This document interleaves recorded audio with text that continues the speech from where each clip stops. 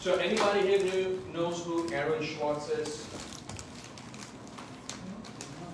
Aaron Swartz is the founder of Reddit. You know what Reddit is? When you look for reviews, usually Reddit pops up, right? And you see a lot of comments on Reddit. It's like a chat group. It's a multi-billion-dollar company. So Aaron Swartz is the founder of Reddit, and he suffered or he battled severe clinical depression. Okay. Andy Dunn, well, most of you don't know Andy Dunn. Andy Dunn was the first entrepreneur that started the e-commerce website for men's clothing. And it was Taylor. It's also now a multi-million-dollar company today. And he suffered with bipolar disorder, or still is. Elon Musk. Everybody knows Elon Musk. Yeah, and he's got what you call an autism spectrum disorder. All this is made known publicly. Nikola Tesla, which Elon uses the word Tesla. Nikola Tesla was the inventor of the AC electrical system. He's got OCD, which OCD is obsessive compulsive behavior. Thomas A. Edison, same thing. He's got OCD, right? If you look at some spiritual leaders, you look at Charles Spurgeon. He's a theologian, an English preacher in the 19th century. He suffered chronic deep depression throughout his ministry, right? And someone more local, Scott Sauls, he's a famous Presbyterian church in Nashville. He suffered with manic anxiety and depression, right? Carl Lenz, who is the Hillsong pastor in New York City, and he suffered both from anxiety and depression. All these are clinical, not just like, yeah, I go through some, this is all clinical. Michael Phelps, Olympic gold medalist swimmer. Now he battles with major depression and anxiety, especially in post-Olympic periods, right? So during the training and during the purpose and during the event, there's no time for depression or anxiety to give thought to it, to give their mind to it, to give the emotions to it. But right after it, it falls right into the deep depression. These are men and women that we know that have done great exploits, right? Harrison Ford. I mean, who doesn't know Harrison Ford? He's always acted as the president or in Star Wars. But he actually suffers from social anxiety disorder. I mean, can you imagine an actor that is always around people, acting in autographs and Grammys and awards, but he suffers from social anxiety disorder, and it's very obvious during public speaking and crowded events. So it's all in the mind, and he had to make a choice, right? If you think you are an introvert, you're going to be a hermit, stay at home, not do anything, not have friends, right? Just blacken everything out, stay at home, watch the TV, eat a bucket of ice cream, and that's it. That's your life. Because you're an introvert, right? But you got people that do suffer from these things, but defy the odds. And they're not Christians. Maybe some religious faith they have in it. They don't have the revelation of power that we've been exposed into and been given, but yet they're able to do these things. And it's not a preference, or they're not just lucky. There was a made-up mind.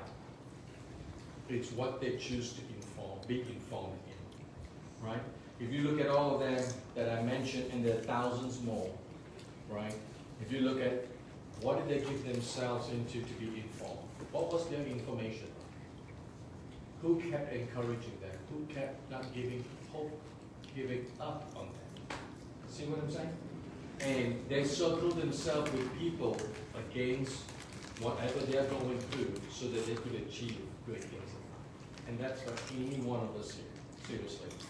Any one of us here today. Amen? Questions before we go on? Anything?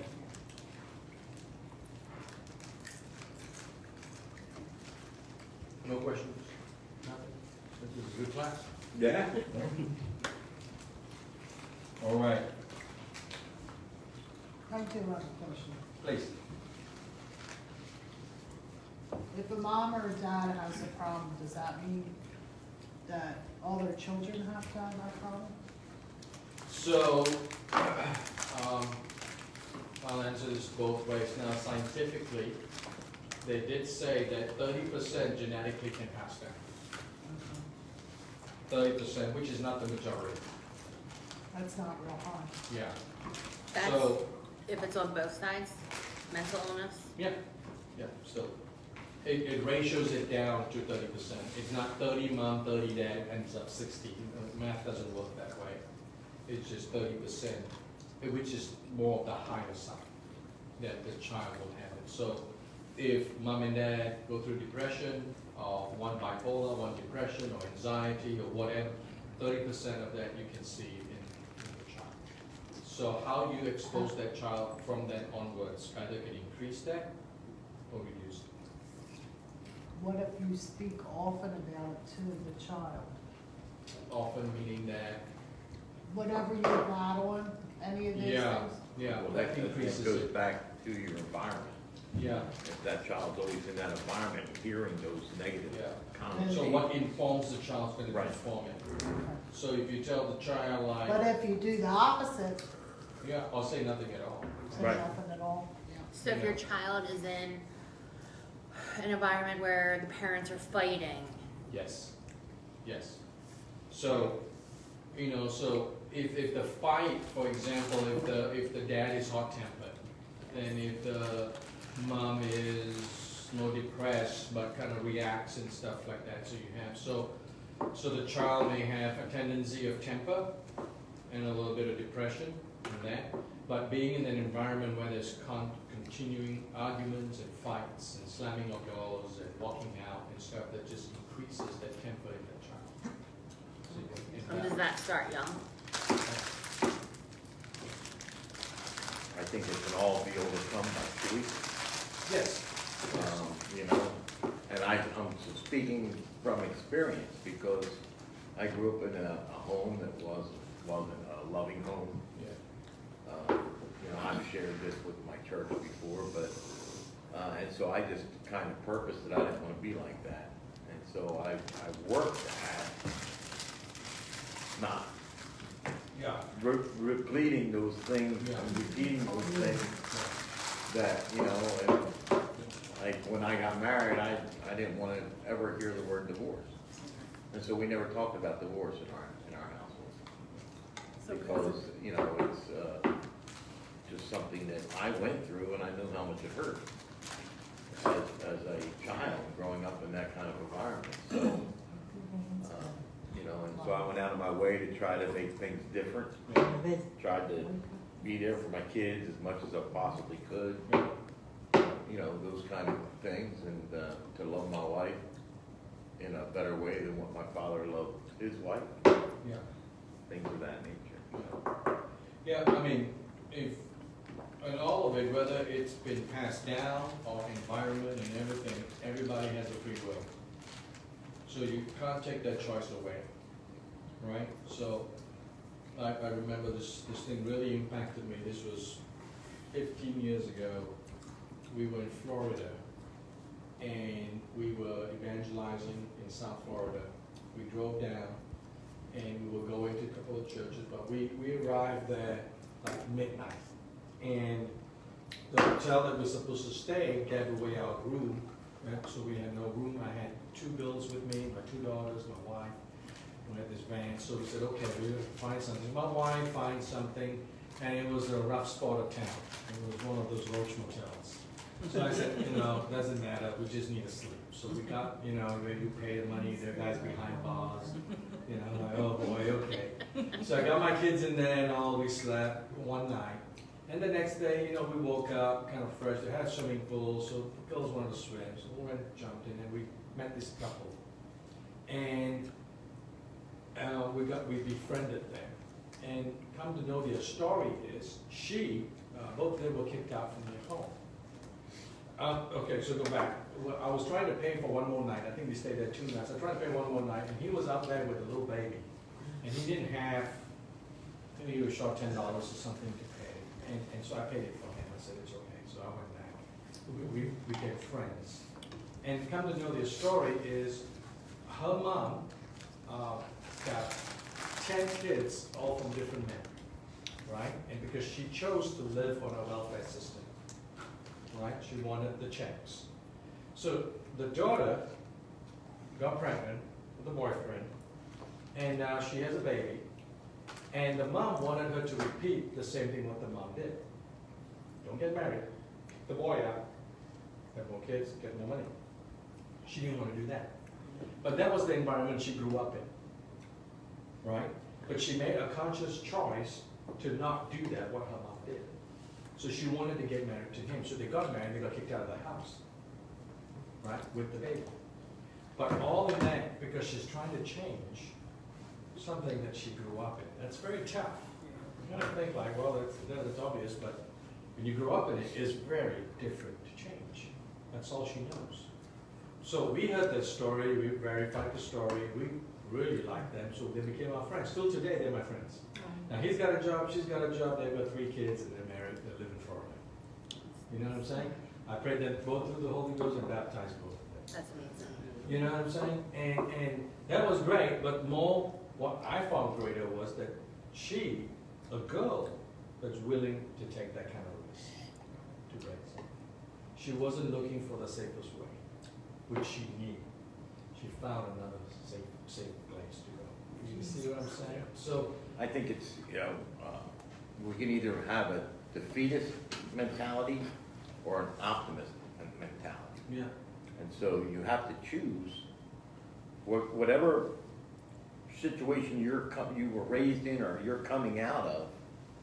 A person has to realize that they still have a choice. I can accept this, and this is the way life is always going to be, or I can do something to change it. And that's on us. We have to make the right choices, and that's one of the good things about faith and about having the Spirit of God in our life to help lead us and guide us. yeah, Not only do we believe with our mind, but we also have that nudge from the Holy Ghost, the Holy Spirit, to push us forward in what we want to achieve yeah. in that goal. Amen. Absolutely. So, go back to this. Any questions so far? No? Yes? Now, with the daughter who didn't want to do like the mom did, it wasn't the safest way. You know how you said the mind always thinks the safest way. But that wasn't the safest way. But I'm thinking that the heart led over the mind in that situation. That's it. The heart was overwhelming enough to take over what the mind would say. It's easy to get money, you Right. got a house, you got protection, a roof over your head. Yeah. Exactly. And that's the heart. That's why through the heart we believe, through the heart we love and emotions. Amen. I'll wait for everyone to come back shortly. That's what happens when we eat and drink. We gotta.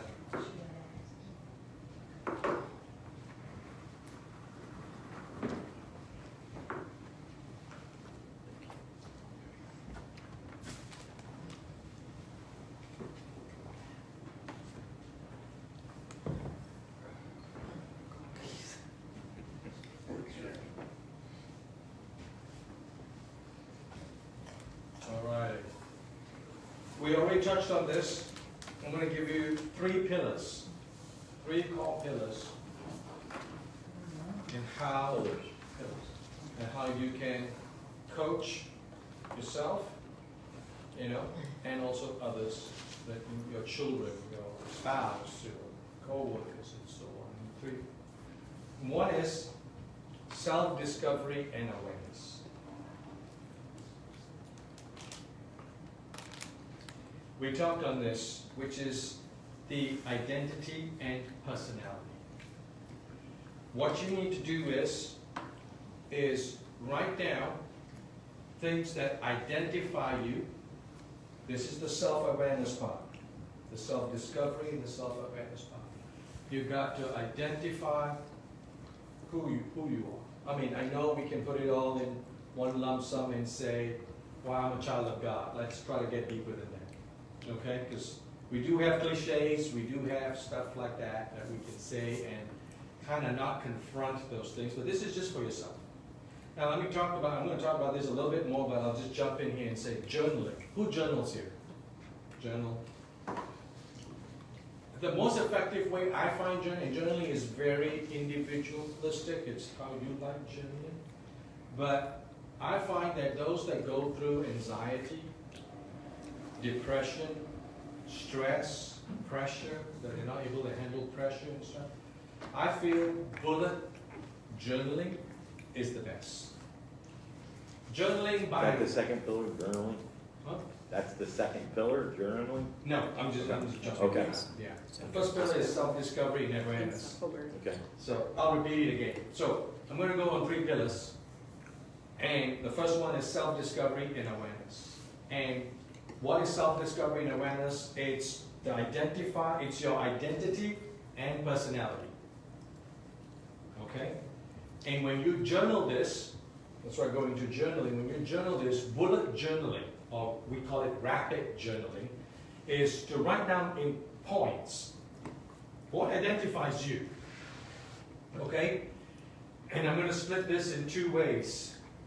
I don't want to lose you here, okay? Got a dead one there, huh? There you go. On ID, which is identify. All right, one is functional.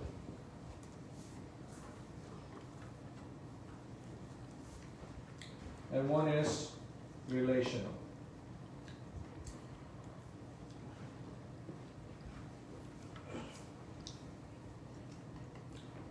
Okay? So let's ask this question. What is functional? Someone. What you do. What you do.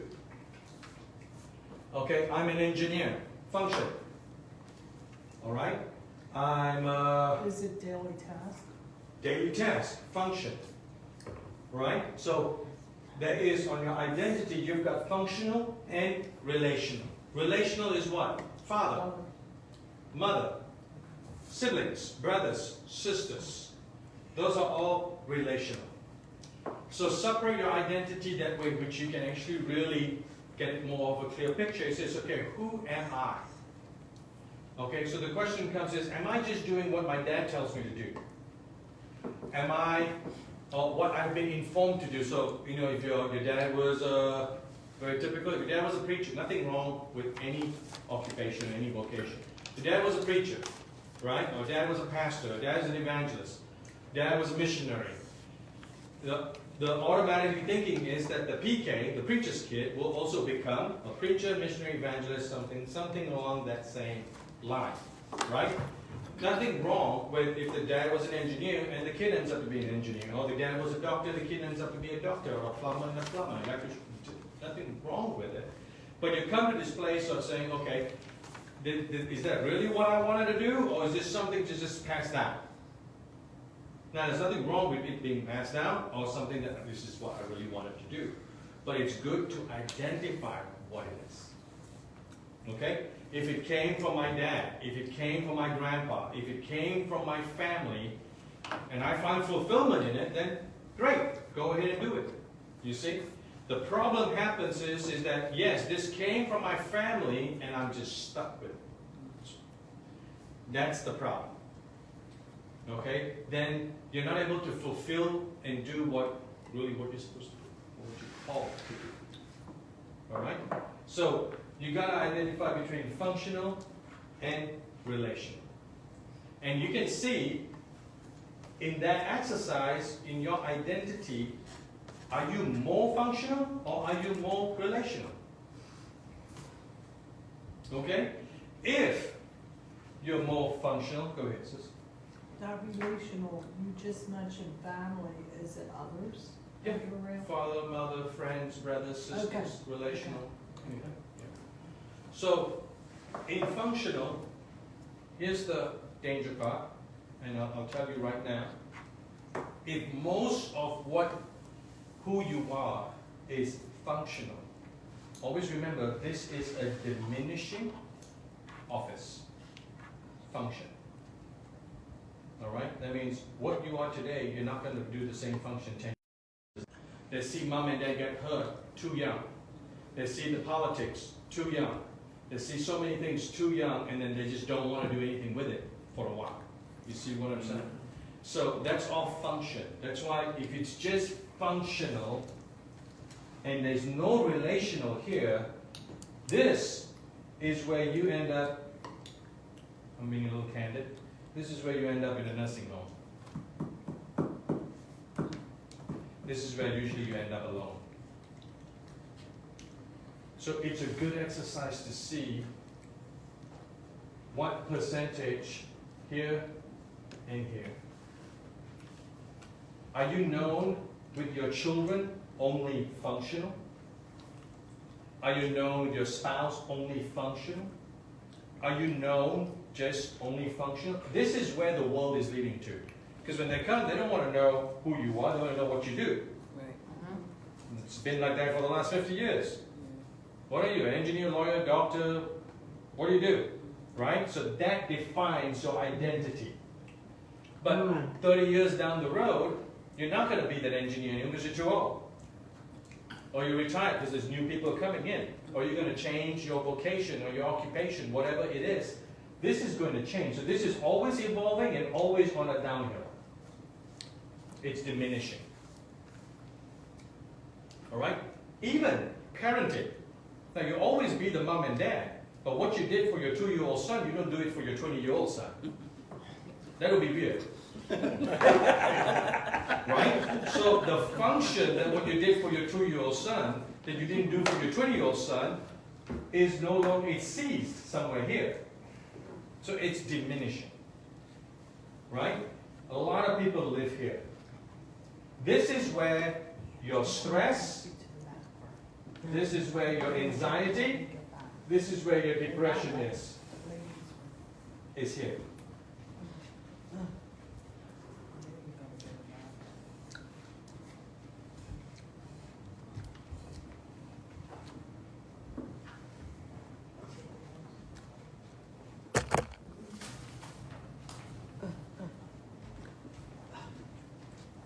Okay?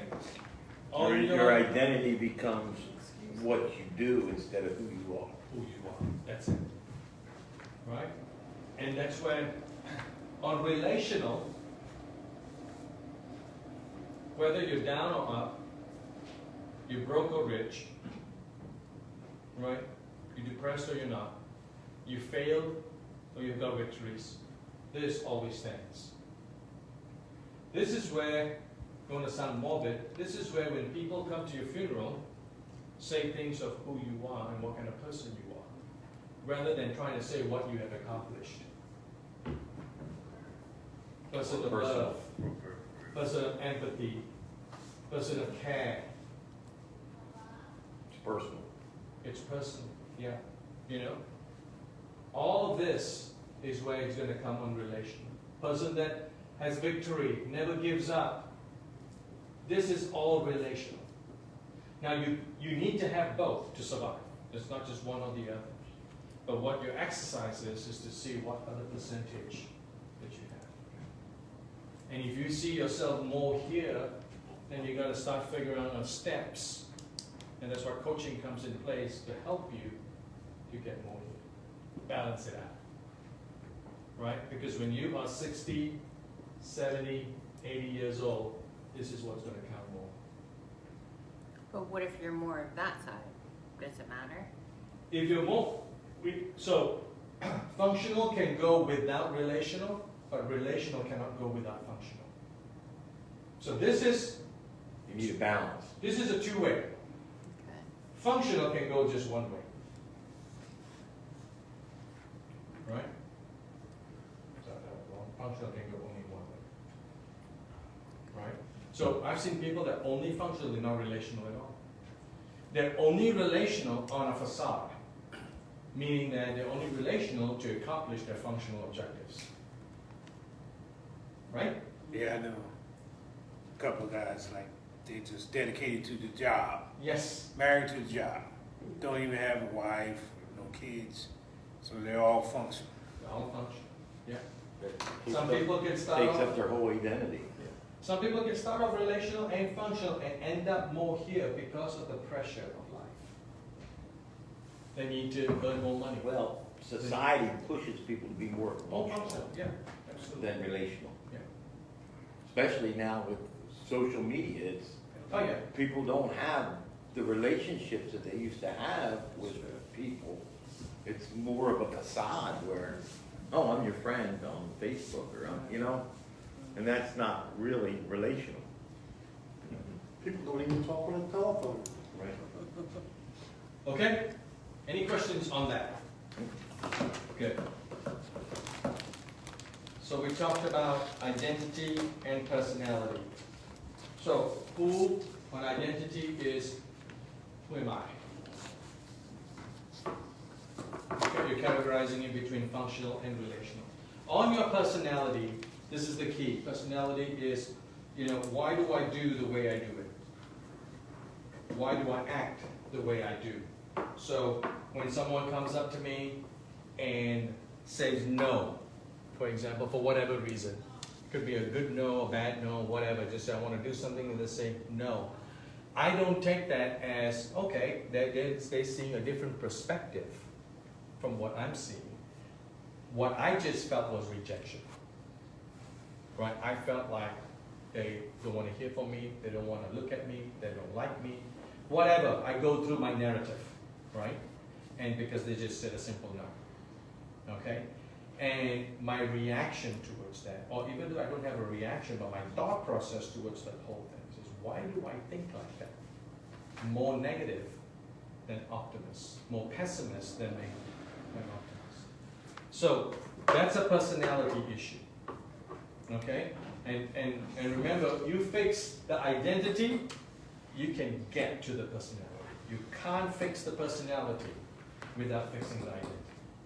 So once you fix this, on our next session for next month, we'll go more into bipolar, personality disorders, and so on. But once we can fix this, by then, you will understand more. You will see, even in your own life, doing this exercise, that you're able to address some personality issues, because you're going to find a lot in your identity where you can anchor yourself in. Okay. Now, I say this also, in mental wellness,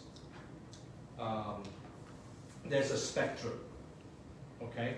I have, for example, an 8-year-old son that just by dealing with him, I know he's got ADHD. He didn't get it in school because he's homeschooled. He didn't get it in the movies because he doesn't watch movies, okay? The only thing he does is he goes to the park, plays in the park, goes fishing and all, but he is hyperactive. I can't even strap him to a chair, right? Now that will cause trauma, right? But I can see, if I want to diagnose this, I'm just using common vernacular here, diagnosis is ADHD. He does have it, but it's a spectrum of it, right? So there's a spectrum of mental illness. So if you take 20, 40, 60, 80, 100% right here, right? And if I go through this and I say, okay, my boy Stephen is here. He's in this 20, 40%. His name is Stephen, yeah. Right? And he's got here. Now, where did he get this from? Right? He got it from his mom. I'm not trying to blame her for it, but she is diagnosed with it. Right? Where's her spectrum? Her spectrum's here. Right? So I can see that Stephen got it. But I've got 5 boys. I've got 4 boys and 1 girl, 5 kids. But he's the only one. Right? And if I said, okay, well, what about the dad? I got OCD. I'm very particular. Correct? And I see that, and I see some of my boys having that. You see, it's not good or bad traits. All ADHD is not bad. having some kind of hyperactivity is better than someone not having any activity at all. I'd rather deal with Better than ADHD being than somebody lazy. lazy. You see what I'm saying? So there's a spectrum to it. What society does is they put, okay, all this is ADHD, and then it's here. Right? So then we need to medicate. Now, if we don't know the spectrum, like for this, Stephen doesn't need medication. Even for this, doesn't need medication. Why? Because our environment helps this issue. What's our environment? Our home, our parenting, our culture helps all of this. You see what I'm saying? Now, if you don't have a good home, if your environment, your culture is dysfunctional, the home is dysfunctional, this 40% is going to gradually keep going up. And then somewhere around here, he would need medication. Whether it be Adderall, Wellbutrin, whatever that may be, that will have to medicate. Is that making sense? All right? So always remember any, not just ADHD, I say ADHD because that's what we have at home. But outside of that, you know, depression is the same thing. Do we not all go through depression? We do. Elijah went through it. Right? Jesus went through it. He wept. He was sorrowful. I mean, we use different words now. We don't want to say Jesus was depressed because that doesn't sound right. But he was sorrowful. He was anguished. Those are all depressed. Something pressing in. Something holding you back. Right? Emotional. Right? So even depression, anxiety, stress, pressure has a spectrum. All right? And if your anxiety is in the place where you need clinical help, then you got to have clinical help. That's where you got to draw the line. Right? But if your anxiety is able to be managed based on environment and information, then do that. So I always give a few steps first. First step is, whatever you're going through, if it's pressure, let's look at the spectrum. Let's start with home, culture, which is your environment, and then the rest. How can we do to help? Is your home in a place where we can deal with pressure? Says no, we cannot. I've got 5 kids, 6 kids. I've got financial issues. I've got mortgages. We're not, all kinds of stuff that is not within your control. Okay, so this is outside of your control. All right.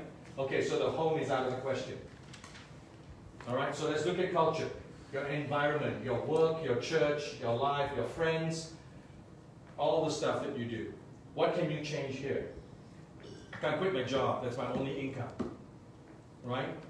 My church is great. That's the only lifeline I have, for example. Okay, so that's good. So job you cannot. So that's good. So what else? So you go through that list and you say, okay, what you can and what you cannot. And once you make these changes, your pressure may drop a little. Right? But for example, worst case scenario, nothing can change. It's all gone. Right? So you know where you're headed. That's self-awareness. You got to know where you're headed to. And then take preventive. Right? You know that your pressure is going to, because this, remember, all this is seasonal. Your kids and your finances and your car, one day is all going to be paid off if you continue to pay it. Your kids are going to grow up and they're going to move on. Right? You're going to get older. So all this is temporal. So don't take something that's temporal and make it permanent. Okay? Whatever comes in season, don't make that season 365 days a year. Even God created 4 seasons. He knew every 3 months it had to change. Right? So you going through parenting, you look at your 10-year-old that's a menace at home. I'm not saying that's what you have, but I'm just giving an example. It's tough, but this 10-year-old is going to be 20 one day. And this problem is going to end one day. You see what I'm saying? So have that perspective that all this is temporal. But normally we don't have that perspective. We see the end as doom. So we forget about the spectrum and we go straight right here. And we medicate. And we take the worst case scenario. You see what I'm saying? And there's a journey to get there. Go ahead. Sis. Women tend to be more like that, huh? More like? More like that. the dude thing. I'm not putting women down, but what I've seen in them. Yeah, I mean, I think that, I'm not saying men aren't, but Yeah. I see more women Yeah. like that. We look more at the end and it's doom and. well, I don't, yeah, true, but I think what women tend to do more than men is looking for safety. So we go back to the mind, right? Men are more risk takers. Right. Men are more risk takers. We do that. So we can say, well, women are more emotional. I would correct that. Actually, men are more emotional. They just don't show it. Because they show their emotion through taking risk. Right? Women are more in their mind because they always look for safety first. You see what I'm saying? Now, when it comes to crisis and when you talk, see, there are different levels of emotion. We kind of categorize all emotion as one. There's different kinds of emotion. When somebody dies, maybe the women cries more than the men. Or when a crisis happens, the women reacts more than the men. The men's more calm, and more cool, more calculated. We look at it that way. You see? So there are different levels of emotion too, we're going to see. But in general, right, men are more risk takers than women. So when we say we're looking at the end, it's not like the end like doomsday only. What we're looking at the end is what's the most safest option. So what can I do now to get over this now so that I can survive now the safest way now? Seek counsel. Yeah. Right? So you got counsel, you got that. So we're always looking for safest. So Prayer. marriage crisis, for example. Prayer. Prayer. Yeah. Yeah. Counsel, prayer, you know, yeah, being faithful. Exactly. So marriage crisis, when you go through a marriage crisis, right? The woman, in one sense, is looking at how are we going to fix this now? Because if you don't fix this now, we're not going to have a marriage tomorrow. They're looking for the safest way. You see? Because they feel like it's coming to an end. Right? Men, on the other hand, says, don't worry about it now. They can be passive too. I don't approve of that. But they can say, don't worry about it now. Let's look at long term. Because they're more of a risk taker. Okay? All right. I got all kinds of smiles. I don't agree. We take risks too. No. Okay, so we finished identity and personality. Is this too much? No, You sure? positive. Okay. Is this too much info? No. Okay. All right. Second, I'm going on 3 pillars. I'm stuck with one. Right.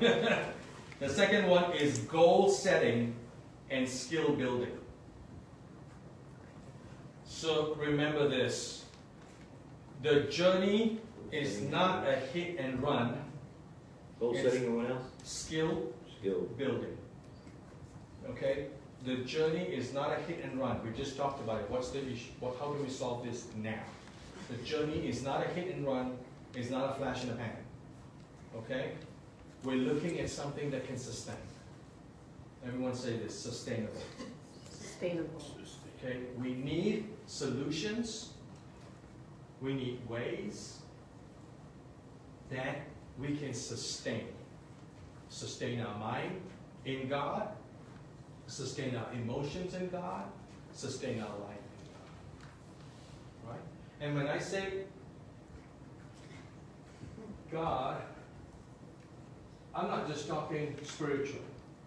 I'm going back to the 4. I'm going back to spiritual, material, physical, economical. All these 4 needs to have God in it.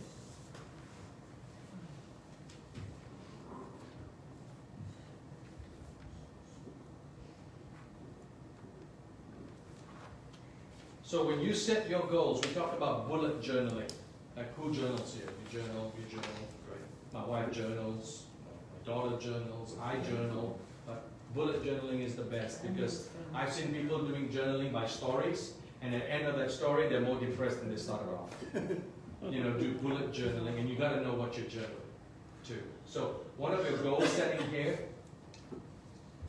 to find ways that are sustainable. So your goal setting goes back to your identity, okay, and personality. So goal setting.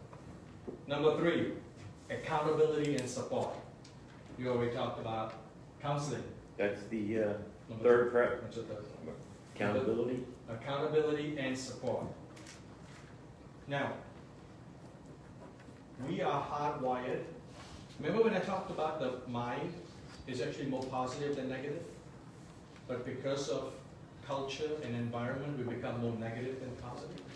So let me tell you another thing about our mind. Our mind is way more vulnerable than you think it is.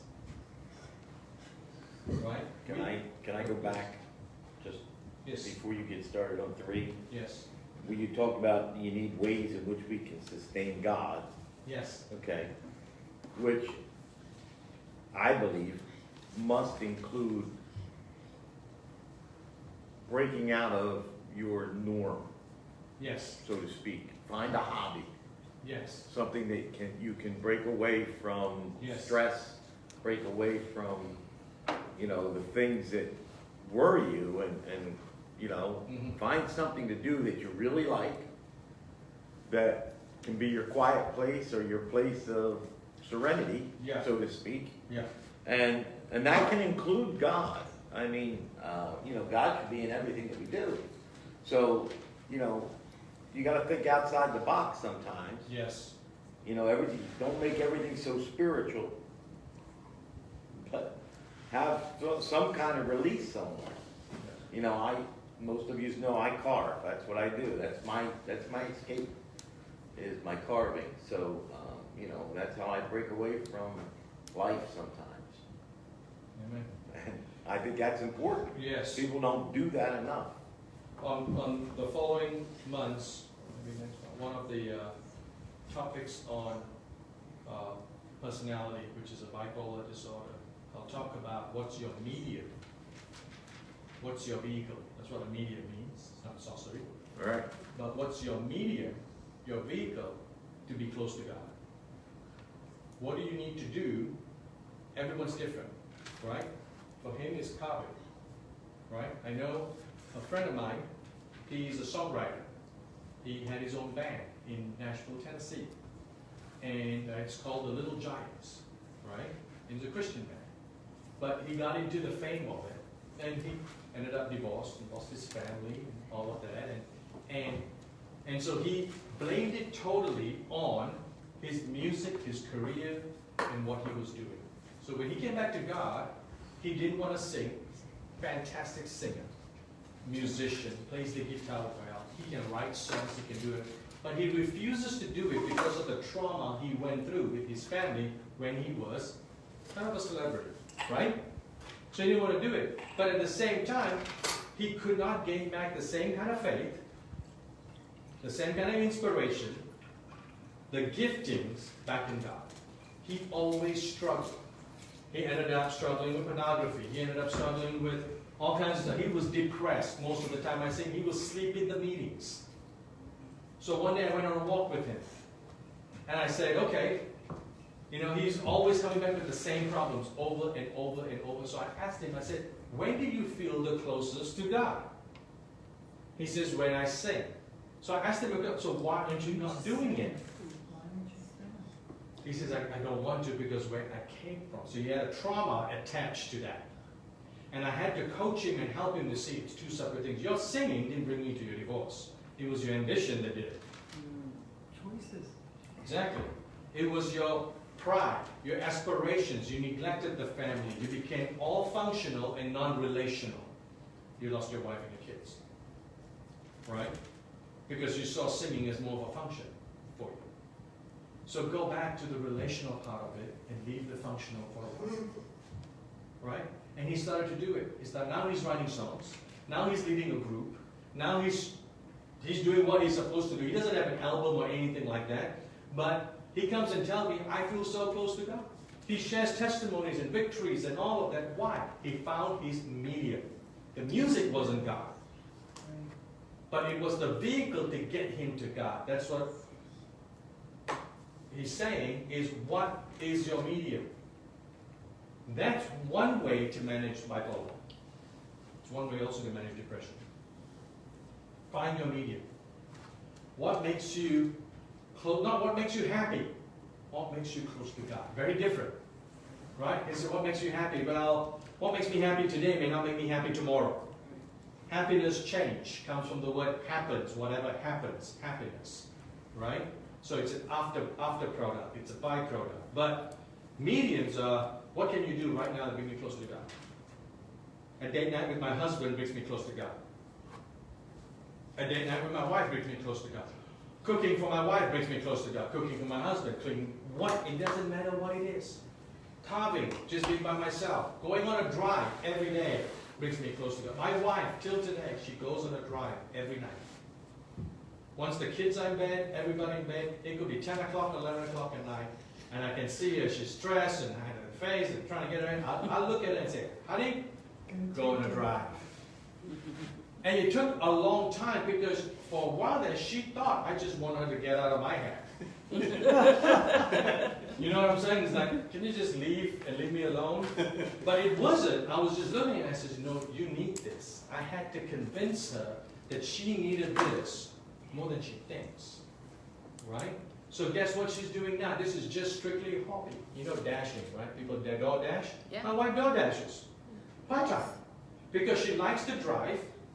She goes, and she goes around 9 o'clock, sometimes 10 o'clock, and comes back about 11 or 12, right? She doesn't do it every day, but when she does, she also door dashes, and she meets people. She makes a little side money for herself. You see what I'm saying? She goes to safe neighborhoods and does it, but she loves to drive. She listens to music, and she says she comes back, she says God speaks to her, she's closer to God, she's crying, she's rejoicing, so why not do it? Right? So find your medium. Very important. What's yours? Whew, I got a lot. Well, my medium is Q&A. When people ask questions. I love it. You won't believe it. I don't enjoy preaching. I don't enjoy being behind the pulpit. When I say I don't enjoy, it's not like I hate it. But it's not something where I feel the closest. It's not something where I feel faith, I feel great, I feel full. What I feel the meaning is when I sit down with a group of people and just interact and ask questions, because I'm very social. So that's my meaning. I feel a lot of God, I get a lot of insights, a lot of wisdom, then you feel great. So, there you go. You're the first one that ever asked me. Oh, yeah? Okay, so we were back at accountability and support. Okay, I want to talk about vulnerability here because that's what accountability and support is. As our brain, our mind is wired to think more positive, and over generations we think more negative. It's habitual. The same reason is why we become so untrustworthy. We don't trust easy. It's because of what's informing us. All goes back to information. We lose trust not just because of betrayal. It's because what is informed us in that betrayal.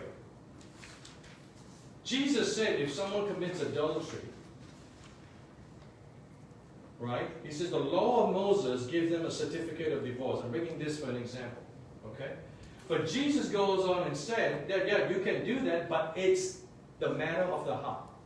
Mm-hmm. You really don't have to do it. It's your choice. You see what I'm saying? So yes, you got the right to do it, but it's still your choice. What's informed? He's changing the information. Right? So you will count it as betrayal. You would count it as someone untrustworthy. It's because of what you've been informed. A lot of it. All right? So that now, our mind is wired, our spiritual being, our soul, our mind, our heart is wired to be vulnerable. We long for unity. Everyone write that? We long for unity and vulnerability. Because if we don't, then we won't get married. Everybody wants to get married. Most, at least. Right?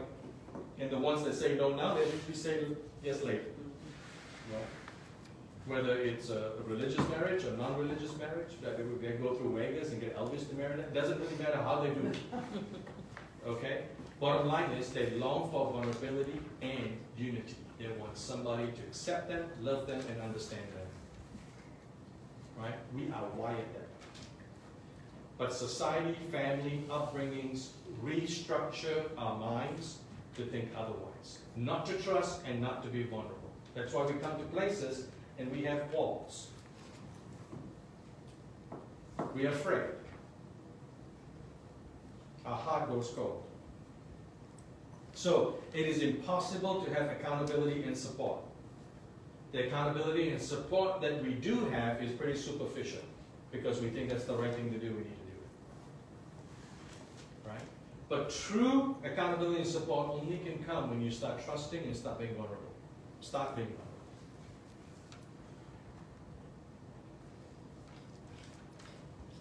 So how do we go there? Let me give you little keys here on vulnerability and trust. We don't trust because of bad experiences. I make this very simple, okay? Betrayal, bad experiences, bad relationships, mistakes that we have done, everything negative, right? So we stop trusting. And the places and the areas that we stop trusting, we also stop being vulnerable. So I want you all to flip it right now. Find a relationship that you can trust. Don't force it. You cannot force this. You cannot make this up. You cannot do it out of guilty conscience. You gotta find a relationship where you can trust. How do you find a relationship where you can trust? You gotta go on event base. Okay? By occasions. When I say events, means occasions. Right? Do something with someone that you feel that you can trust. Just do it once. Is this gonna be like a new person you need to find? No. Or like even an older existing. person, like Old you already- person, existing, even the person you find that, so trust is not just one blanket thing. Trust has many facets. I can trust you doing this, but I cannot trust you doing this. Right, I can trust you in this area, but I cannot trust you in this area. right. So put it that way. So you go to this person, and you know you can trust in doing in this area, and just focus in that area every time. Forget about the rest. Okay? So I can give it a little simple thing. I can trust my daughter with the car. And I can. She's done with it. Okay? And trust my daughter with my car. Okay? Every time I fly, I give her my car. So she runs around with my car, does all what she needs to do, but she has my vehicle, she washes it, she cleans it, she takes care of it. That's why you have to. Now I trust, yeah, exactly. So I trust her. She earned that trust. But do I trust her cleaning her room? No. I don't. But I don't emphasize that a lot. Okay, now, I'm a dad. I tell her, honey, keep the room clean. It looks like a dungeon in there. All right? And she goes, and she does it once a blue moon. All right? But if I'm just always insisting on that, what I'm doing to myself is I'm building more distrust in my daughter. Because that one area I cannot trust her in, but I want her to do it, so I'm not growing trust here, I'm growing more distrust. Right? So I'm picking that I can trust her with my car, and I'm giving her that liberty, I'm giving her that privilege, I'm building trust with her in that one. Same person, just in a different area.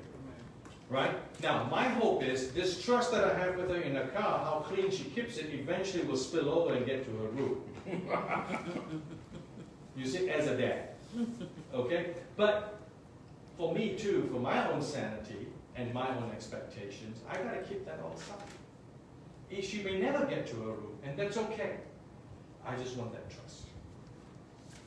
Alright? Because you need to get to the person's heart. If you don't have that person's heart, or if they don't have your heart, then there's no trust. There's no vulnerability.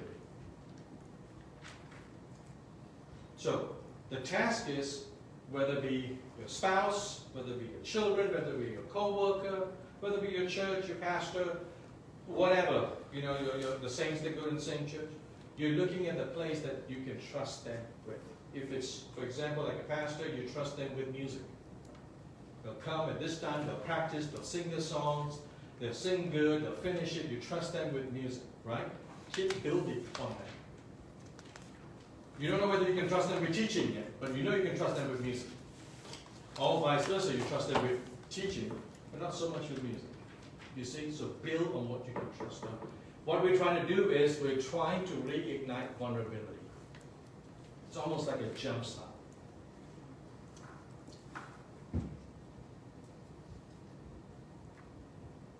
This is a lot. I got like so much more to go through. And you said you're gonna be here monthly, is that what you said? Yes. Okay. Bring your friends. Okay, Yes. I have pamphlets that you can pass out. okay. So, to reignite vulnerability, you first gotta put the seeds of trust. Okay? There's no trust, no vulnerability. So a lot of people come to me and say, oh, Cash, I wanna be accountable. Can I be accountable to you? My gauge to them is how much they trust me, right? If I don't feel any trust, the accountability is just very surface. They're just doing it because of an AA program or some kind, this internet accountability you got, child-proof, just something like that. And that's not gonna take you very far, right? But accountability and support has got to start with trust. And it's a journey, not a flash in the pan. Okay, last session. Now we're done. Ready? Everybody stand, let's stretch. Let's do a little stretching. Maybe get a cup of coffee or something, or a cookie.